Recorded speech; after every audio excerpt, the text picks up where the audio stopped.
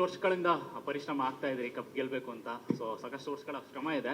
So ಇಷ್ಟಾದರೂ ಕೂಡ ನೀವೇ ವೇದಿಕೆ ಮೇಲೆ ಹೇಳ್ತಾ ಇದ್ರಿ, ಕೆಲವೊಬ್ಬರು ತಲೆಗೊಂದು ಮಾತಾಡ್ತಾ ಇರ್ತಾರೆ. ಸೊ ಇದೆಲ್ಲ ನೋಡಿದಾಗ ಇಷ್ಟೆಲ್ಲ ಕಷ್ಟಪಟ್ಟು ಬರ್ತಾ ಇದ್ರೆ, ₹1 ಪೇಮೆಂಟ್ ತಗೊಂಡು ಇಷ್ಟೆಲ್ಲ ಕಷ್ಟಪಡ್ತಿದ್ರೆ, ಸೊ ಯಾವ ಥರ ಅನಿಸಿದೆಯಾ ಸರ್, ಸಾಕಪ್ಪ ಇದು ಅಂತ ಅಂದ್ಬಿಟ್ಟು? ಸರ್, ಗೆಲುವಿಗೆ ಯಾವತ್ತು ಸಾಕಪ್ಪ ಅಂತ ಅನ್ಸಲ್ಲ, ಸೋತ ತಕ್ಷಣ ಸಾಕು ಅಂತ ಅನ್ಸಲ್ಲ ಸರ್. ಅದರಲ್ಲಿ ಏನಿದೆ, ಇನ್ನು ಕೆಲವ್ರ ಮಾತೇನು ಹೇಳಿದೆ ನಾನು ಅಂದರೆ, it's a very respectful game. ದೃಷ್ಟಿಕೋನ ಅಂತ ಒಂದು ಹೇಳ್ತೀವಲ್ಲ, ಅದು ಬಹಳ ಮುಖ್ಯ ಆಗುತ್ತೆ. ನಾವು ಯಾತಕ್ಕೆ ಆಡ್ತಾ ಇದ್ದೀವಿ ಅಂತ. ಇದೇನೋ ಸ್ವಾರ್ಥಗಳಿಂದ ಆಡಿದಾಗ ಬೇರೆ ಆಗುತ್ತೆ. That's all it is. And of course cricket ನಾವು ತುಂಬ ಪ್ರೀತಿಸೋದ್ರಿಂದ ಆಡ್ತಾ ಇದ್ದೀವಿ, ಪ್ಯಾಷನಿಂದ ಆಡ್ತಾ ಇದ್ದೀವಿ, ಹೊರತು ಬೇರೆ ಯಾವ ಕಾರಣಕ್ಕೂ ಅಲ್ಲ. ಯಾವತ್ತು ನಮಗೆ ಅವೆಲ್ಲ ಬರೋದಿಲ್ಲ ತಲೆಗೆ. ಸರ್, ರಾಜೇಶ್ TV9 ವೆಬ್ಬಿಂದ ಇಲ್ಲಿ. ಸರ್, ನೀವೇನು ಕರ್ನಾಟಕ ಬಾವುಟ ಹಾರಿಸಿದ್ರಿ, ಅದಕ್ಕೂ ಸ್ವಲ್ಪ ದಿನ ಮೊದಲು ಅಯ್ಯಪ್ಪ ಸ್ವಾಮಿ ಇವರು ತಮಿಳ್ನಾಡಿಗೆ ಹೋದಾಗ ಅಲ್ಲಿ ಬಾವುಟನ ತೆಗೆಸಿದ್ರು. ಸೊ ಅದೇ ನಾಡಲ್ಲಿ ನೀವು ಕರ್ನಾಟಕ ಬಾವುಟನ ಹಾರಿಸಿದ್ರಿ. ಸೊ ಎಷ್ಟು ಖುಷಿ ಇದೆ.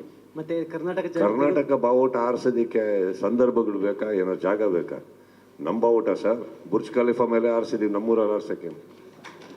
ಸರ್ ನಮಸ್ತೆ ಸರ್. ಇಲ್ಲಿ ಸರ್ ಅಜಯ್ ನಮಸ್ತೆ.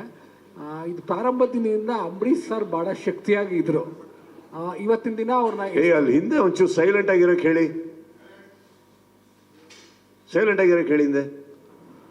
ಅಂಬರೀಷ್ ಸರ್ ಇದ್ರ ಹಿಂದೆ ಬಹಳ ದಿನ ಪ್ರಾರಂಭದ ದಿನದಿಂದ ಅವ್ರು ಇದ್ರು. ಇವತ್ತಿನ ದಿನ ಅವ್ರನ್ನ ಯಾವ ಥರ ಸ್ಮರಣೆ ಮಾಡ್ತೀರಾ ವಿನ್ನಿಂಗ್ ಇದರಲ್ಲಿ?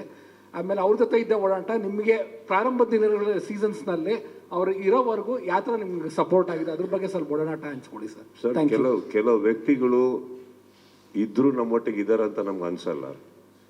ಕೆಲವು ವ್ಯಕ್ತಿಗಳು ನಮ್ಮೊಟ್ಟಿಗೆ ಇಲ್ಲ ಅಂತ ಯಾವತ್ತೂ ಅನಿಸಿಲ್ಲ ಸರ್. ಅವ್ರು ನಮ್ಮವರು. ಅವರು ನೀವು ನಂದು ಹೇಳ್ತೀರಾ ವೈರಲ್ ವಿಡಿಯೋಗಳು, ನಾವು ಗೊತ್ತು ನಮಗೆ ಬಯಸ್ಕೊಂತ ಇದ್ದಿದ್ದ ರೀತಿ ಅವ್ರ ಹತ್ರ. ಅಲ್ಲಿ ಏನಾರ ಮ್ಯಾಚ್ ಹೋಗ್ಬಿಟ್ರೆ ಡಗೌಟಿಗೆ ಬರಬೇಕು, ಹಂಗೆ ಓಡೋಗ್ಬಿಡ್ಬೇಕು ಅನ್ಸೋದು ನಮಗೆ. But I will tell you, he was our biggest strength, biggest entertainment and biggest fun. ಅವರು ಜೊತೆಗಿದ್ದಾಗ ಮಜಾ ಬೇರೆ. ಆಮೇಲೆ ನೀವು ನೋಡಿರ್ತೀರಿ, ಜಿಂಕ ಲಕ ಲಕ ಲಕ ಊಹಾ ಅಂತೆಲ್ಲ ತಂದಿದ್ದು ಅವರೇನೆ ಆ ಟೈಮಲ್ಲಿ. So we miss him thoroughly sir. And in fact ನೀವು ಡಗೌಟ್ನ ನೋಡಿರ್ತೀರ ಸರ್, ರೀಪ್ಲೇಸ್ಮೆಂಟ್ ಇಲ್ಲ ಸರ್. ಅದು ಅವರೇ. ಅವ್ರು ಯಾವತ್ತೂ ನೀವು ಒಂದು ಮಾತು ಹೇಳಿದ್ರೆ ನಿಮಗೆ ಸಾಕು ಅಂತ ಅನಿಸಿಲ್ವಾ ಅಂತ.